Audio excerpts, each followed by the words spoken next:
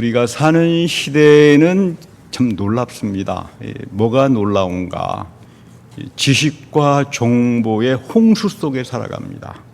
디지털 혁명이라고 그러죠. 여러분들을 가지고 있는 아이폰 전화기부터 시작해서 인터넷, 소셜 미디어. 보통 이제 매스 미디어 그러면은 주류 언론을 이야기하는데 소셜 미디어는 유튜브 엄청나잖아요. 그러니까 이 소셜 미디어를 통해서 정보가 더 이상 이런 주류 미디어는 중심 타워가 있어가지고 정보를 분배하잖아요. 신문이라든지 프린트가 된 걸로. 이 소셜 미디어 가진 사람은 SNS로 그냥 온갖 지구를 7바퀴 반을 돈다 그러니까 1초에. 그게 태양의 속도라고 그러죠. 광속, 태양이 1초에 지구를 7바퀴 반을 돈다고 하는데 이 SNS 가지고 그냥 태양의 광속으로 속도로 돌아가다가 보니까 이것이 어떻게 돌아가느냐에 따라서 그거를 제대로 보는 사람이 정치에서 승리합니다.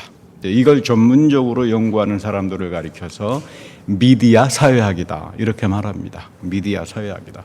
저는 이런 입장에 동조를 하고 참 이 한국이 앞으로 되어질 날이 상상하지 못할 정도로 한번 생각도 해보지 못한 그런 일들이 이제 터져 나올 거다.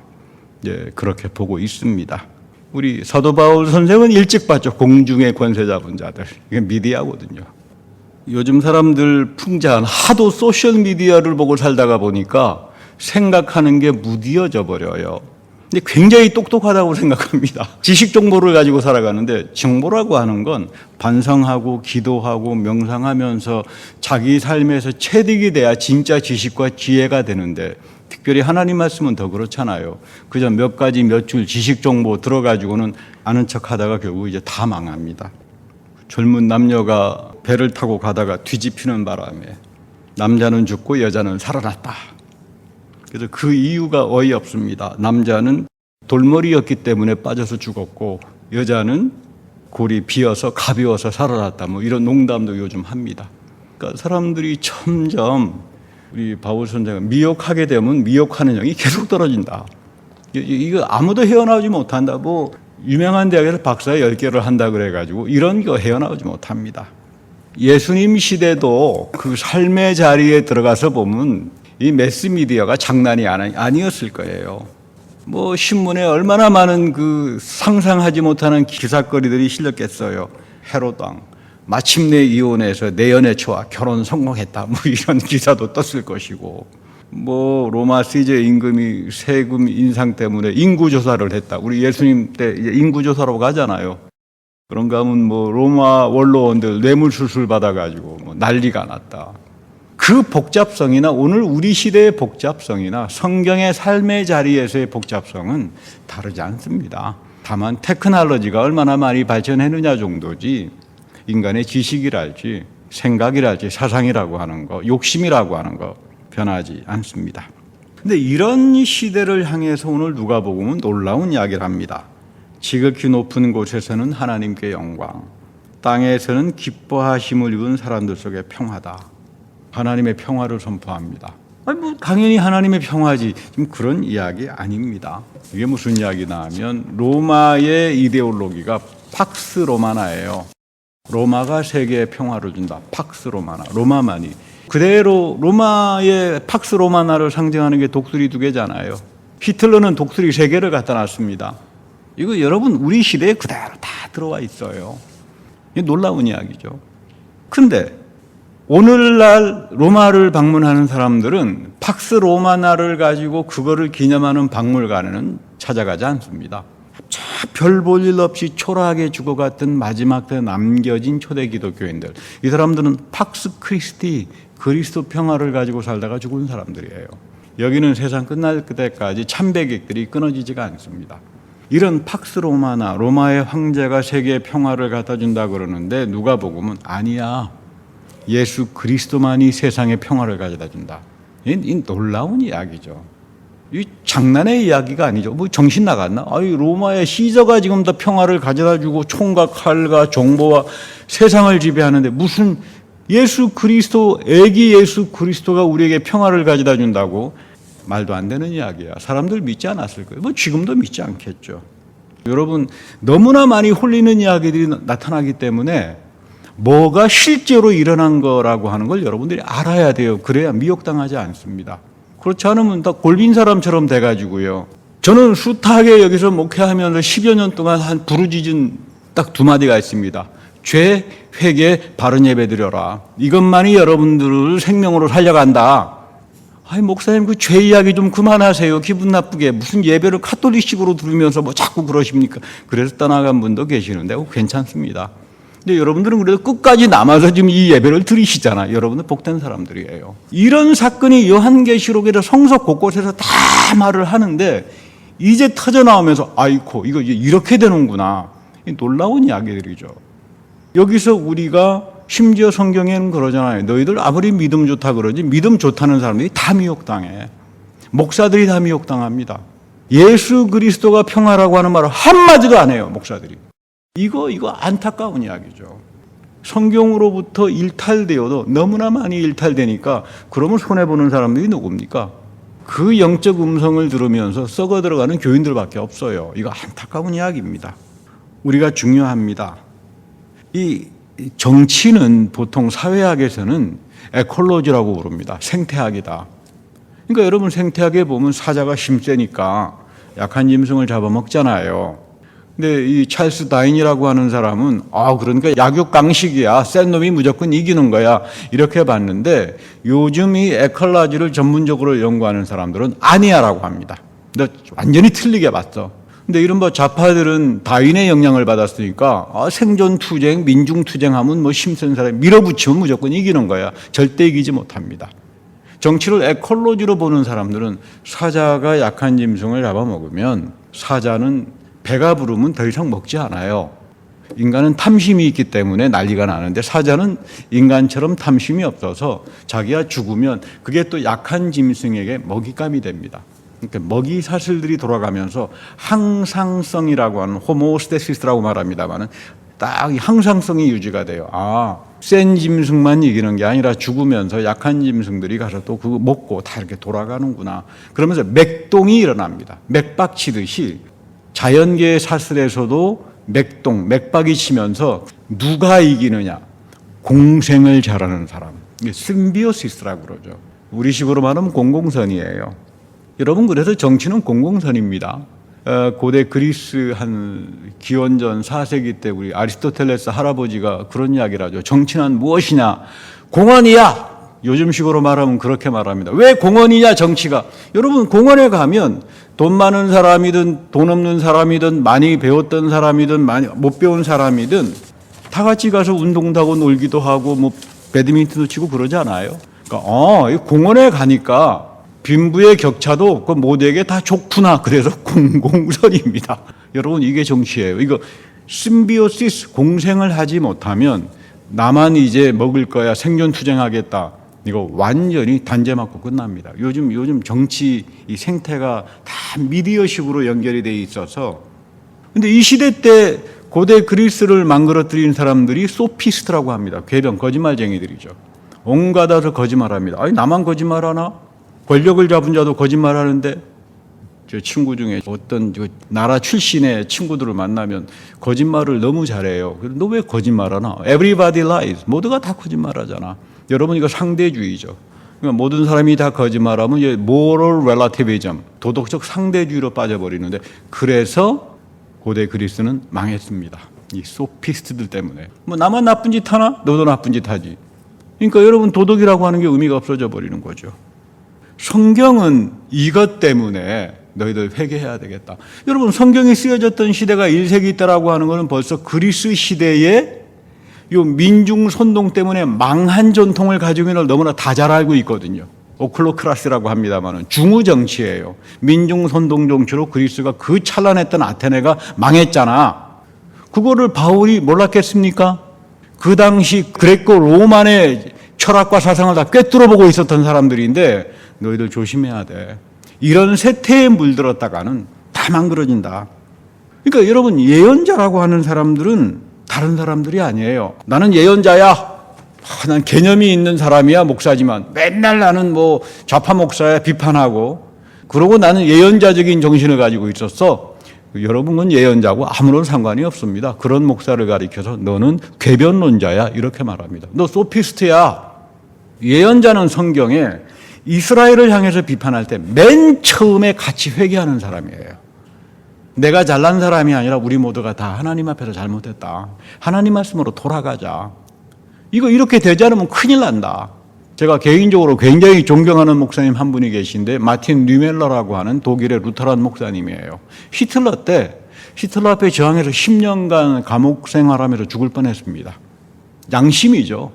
그 당시 95% 독일 교회가 전부 다 히틀러 위대하다라고 찬동을 하고 난리를 칠 때 아니야 하고 감옥 들어가서 10년 형을 받았는데 이분이 나왔을 때 국민적인 환호를 받았죠. 95% 히틀러를 지지했던 목사들, 신학자들 다 어디에 갔느냐. 근데 이분이 전국을 다니면서 한 설교 내용이 다른 거 아닙니다. 우리 회개해야 돼. 큰일 난다, 독일. 이 마틴 니메너 목사는 나 잘났어. 나 정치 투쟁했어. 그러니까 나는 위대한 사람이야. 난 예언자 이런 말 한마디도 안 합니다. 우리 회개해야 된다. 그리고 이 사람이 가장 가까웠던 친구가 칼 바르트라고 하는 신학자죠. 이 사람이 라디오에 나와서 한 설교가 유명한 설교가 하나 있습니다. 히틀러 친이 되더라. 이제는 아버지에게 돌아와라. 단죄가 아니에요. 너 히틀러주의자 그렇게 살해자들 사람들을 죽였던 너희들 이제 아버지에게 돌아와라. 아버지가 너희들을 기다린다. 회개하고 죄 용서함을 받고 여기서부터만 독일 사회가 새롭게 만들어질 수 있지. 이것 떠나서 단죄하고 서로 나누고 지배하려고 거짓말하고 이런 궤변하다가는 독일 사회는 완전히 폭망한다. 그래서 여러분 독일이 살아가는 거예요. 이런 정신을 우리가 좀 배워야 됩니다. 야, 이 죄가 너무나 크구나. 이거 어떻게 하면 좋지? 그래도 국가는 하나님이 주신 선물이기 때문에 이 대한민국이라고 하는 나라가 얼마나 소중한 나라입니까? 교회가 이거 하나님이 주신 선물이니까 우리가 교회를 위해서 기도할 줄 알고 그리스도의 평화를 가지고 이야기할 줄 알아야지. 이거 참 안타깝다 이런 생각을 해봅니다. 성경에 내가 너를 낳았다 이런 말을 합니다. 시편은 참 우리들의 영혼의 거울과 같아요. 이 시편을 읽다가 보면 내 모습이 그대로 비춰지는 것 같아서 마틴 루터는 시편을 굉장히 사랑했는데 이 사람이 가장 사랑했던 귀절은 그겁니다. 주님, 나는 당신 앞에서 한 마리 짐승에 불과합니다. 나는 끊임없이 성령이 주시는 지식과 지혜를 받다가 보니까 내가 이렇게 하나님 앞에서 멍텅했나. 주님, 내가 주님 앞에서 얼마나 한 마리 짐승과 같습니까? 이 본문을 그렇게 사랑했다고 그러는데 어떤 선배 목사님은 내가 주를 의지하고 적군을 달리며 시편 18편 말씀이죠. 하나님을 의지하고 담을 뛰어넘었습니다. 그토록 사랑했다 그래요. 이 선배 목사님은 인생의 어려운 삶을 하도 믿음을 가지고 뛰어넘고 살아서 어려운 일들을 많이 경험해서 이 말씀을 붙들고 죽을 때까지 칼빈이라고 하는 사람이 종교개혁을 하면서 이 말씀 붙들고 이제 기도하다가 죽었다는 말도 있습니다만은 그런가 하면 저는 개인적으로 여러분들도 개인적으로 좋아하는 시편의 말씀이 많을 겁니다. 저는 84편입니다. 주의 궁정에서 한 날이 다른 곳에서 전날보다 좋은 즉 악인의 장막의 거함보다 하나님의 문지기로 살겠습니다. 이 예배하는 삶을 살다가 난 가겠다. 이건 저뿐만 아니라 목회자들에게는 가장 소중한 겁니다. 하나님 마지막까지 내가 주님 앞에서 하나님 마음에 합한 예배 드리고 정직하게 말씀 전하다가 주님 앞에 가게 해 주십시오. 이것이 여러분들을 축복으로 인도하는데 오늘 시편 2편에는 너는 내 아들이다. 내가 너를 낳았다. 이 엄청난 이야기입니다. 너는 내 아들이다. 이거는 물론 예수 그리스도의 크리스마스 탄생의 예언으로 쓰여지는 말이기도 하지만 지금 이 말 속에는 하나님은 끊임없이 예수 그리스도 안에서 우리를 낳는다라고 하는 말은 생명이잖아요. 새로운 생명을 주신다. 죄, 거짓말, 궤변, 괴담 넘쳐서 어떤 게 사실이지?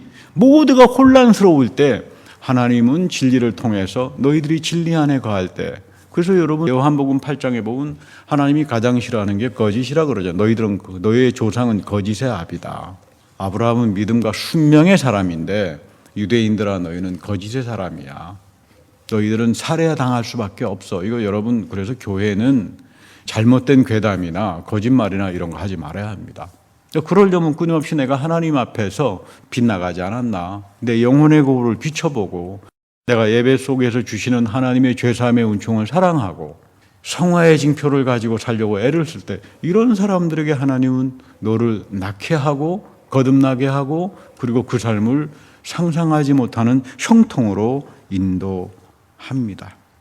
엘리야라고 하는 예언자는 사망이 적밖에 없었습니다. 살아날 가능성이 없었어요. 그래서 도망을 칩니다. 1%도 없었죠. 근데 절망의 광야에서 순종하는 걸 배웁니다.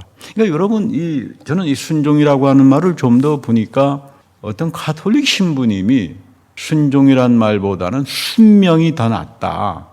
그래서 전 개인적으로 참 맞는 말이다. 이분은 뭐 아주 공부를 굉장히 많이 하신 분인데, 이거 가만히 말을 들어보니까 참 괜찮은 표현이다. 이 순종은 무슨 억압에 대한 복종이라고 생각하는데 순명은 하나님의 명령에 나는 듣고 그 길로 쫓아간다. 그래서 저는 오히려 번역이 순명이란 말이 더 나은 것 같다. 그런 생각을 해요. 아브라함은 순명을 했죠. 하나님 말씀에 그 명령에 순명하고 나갑니다. 엘리야도 마찬가지예요. 근데 이 엘리야 한 사람 통해 가지고 하나님이 이스라엘을 완전히 다 뒤바꿔 놓잖아요. 아브라함 한 사람을 통해서 인류를 다 뒤바꿔 놓잖아요. 하나님은 남은 자들을 통해서 예루살렘에 하나님이 보시기에 의로운 자들, 그 의로운 자는 하나님 보시기에 믿음이 합당한 사람들, 너 믿음은 제대로 된 믿음이야. 그 사람 한 사람 통해 가지고 다 뒤바꿔 놓잖아요. 제가 요즘 대한민국에 있는 동료 목사들 보고 다른 거 없다, 정직하게 말하고 하나님 앞에서 바로 서기 위해서 노력해라. 너희들이 하나님 앞에서 바로 서는 한 사람의 목회자들이라면 대한민국은 구원의 가능성이 있다. 그렇지 않으면 이거 진짜 붕괴할 수 있어요. 정말로 위험한 세태다. 근데 여기에 보면 철장과 무쇠 막대기를 이야기하는데 이 사탄들이 소란을 일으킵니다. 마귀들이 거짓말로 괴담으로 궤변으로 별 이야기들을 다 도덕적으로 다 도덕이라고 하는 게 필요 없다. 여러분, 인간이 도덕을 떠나버리면 뭐 짐승만큼도 못한 존재가 돼버리잖아요. 본능만 가지고 살게 되잖아요. 이럴 때 하나님께서 주시는 능력이 철장과 무쇠 막대기를 준다. 하나님은 우리에게 말씀에 대한 순명을 가르치고 그 다음에 기업을 주시고 내 삶의 가정과 비즈니스와 살아가는 삶 속에 형통함을 주시고 세 번째는 권세, 철장을 다스리는 권세를 주신다. 질그릇을 부신다는 말이죠. 이스라엘 사람들은 결혼식 때 포도주를 마신 다음에 잔을 깨뜨리는 그 풍습이 있어요. 애굽에서는 대관식 때 왕이 토기를 상징적으로 깨뜨립니다. 세상을 지배하는 이 철장과 같은 권력을 내가 가지고 있다. 하나님께서 남겨놓은 한 사람 한 사람들을 통해서 이 엄청난 권세를 허락한다. 또 여러분들 이 권세 사모해야 돼요. 하나님, 내가 이 마지막 때 모두가 다 거짓말에 미어 사는 이 영적 혼란스러운 시대에 하나님 보시기에 그 죄사함의 은총과 성화의 징표를 가지고 살아갈 때 주님이 주시는 권세를 가지고 이 세상을 다스리고 이기는 자가 되게 해 주십시오. 그러니까 요한계시록 6장에 나오는 이기는 자가 이런 사람들 아니에요. 하나님께서 이기게 한다. 근데 여기에 세상에 나가서 거짓말에 전부 다 미혹당하고 영혼이 사냥질 당하면 그때는 뭐 이거 어떻게 해볼 도리가 없어요. 성경은 말하기를 이런 시대에 끊임없이 하늘에서 미혹의 영이 떨어진다고 합니다. 그러니까 여러분 이거 감당 못합니다. 이런 시대를 우리가 참 살고 있다. 동방박사들은 메자이라고 부릅니다, 영어로. 그러니까 첨성술, 우리 요즘식으로 말하면 천문학자들이에요.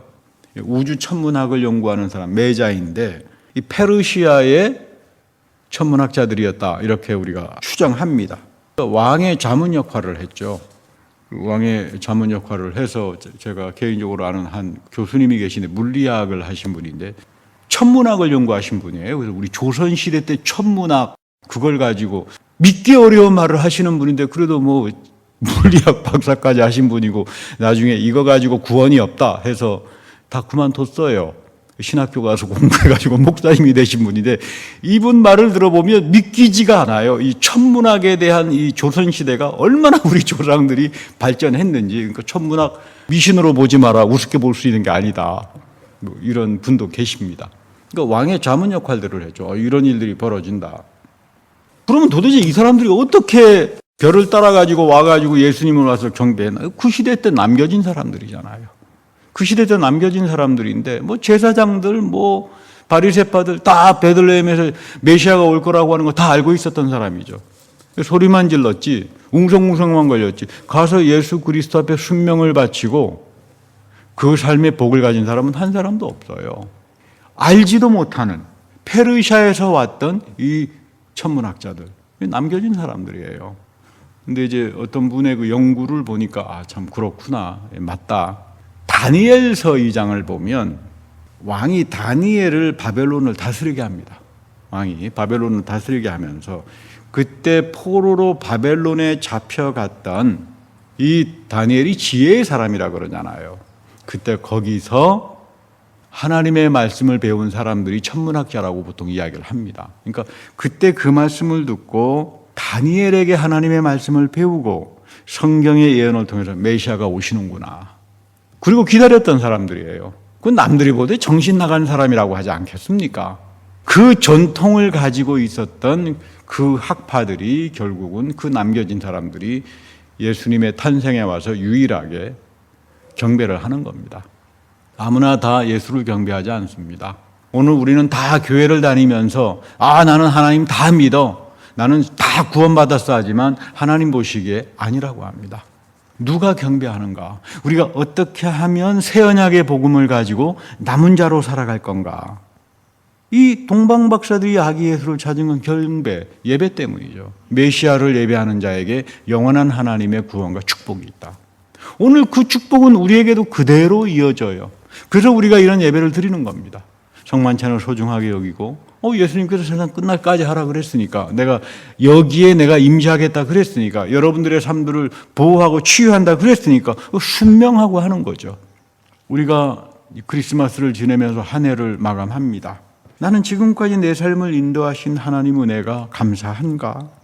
나는 예수 안에서 하나님께서 새롭게 낳아주시는 그 존귀한 생명을 얻은 거에 대해서 감사하는 마음이 있나?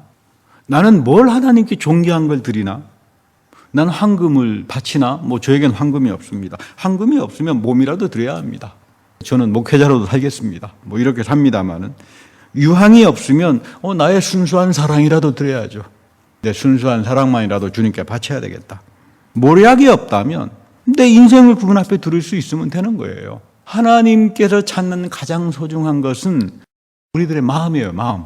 야, 황금 갖다 바쳐, 모략 갖다 바쳐, 유황 갖다 바쳐, 이런 말이 아닙니다. 너의 마음을 나에게 갖다 바쳐라. 너의 마음이 나에게 갖다 바칠 때 여기에 하나님의 죄의 용서가 나타나고 성화의 징표가 나타나고 세상의 거짓과 잘못된 미혹된 영들을 철퇴로 부시는, 그래서 이런 남은 자들을 통해서 하나님이 대한민국에도 여러분들의 인생에도 새로운 생명으로 구원으로 인도하신다. 여러분, 이거 붙들고 살아야 합니다. 오늘 나는 이 메시아를 만나기 위해서 나의 가장 순수한 사랑과 마음을 바치고 살아가나? 이런 사람들에게 성령의 역사 중에서도 가장 중요한 사역인 쉐킨나. 여러분, 이 쉐킨나는 아무나 받지 않습니다.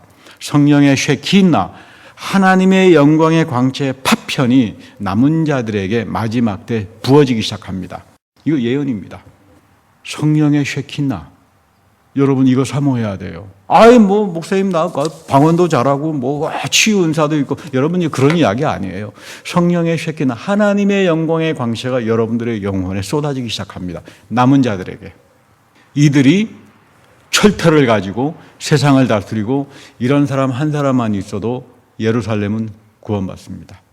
저는 이런 사람들이 대한민국에도 또 미국에도 있기를 간절히 바라고, 특별히 여러분들의 인생이 이 성령의 쉐킨나의 기름 부음을 가지고 살아가는 존귀한 인생이 되기를 축복합니다. 다 같이 기도하겠습니다. 주님, 어지럽고 거짓과 궤변과 모두가 다 개념 있는 것처럼 이야기하지만 주님 보시기에는 다 돌머리들이고 다 골이 비어있는 이런 상태입니다.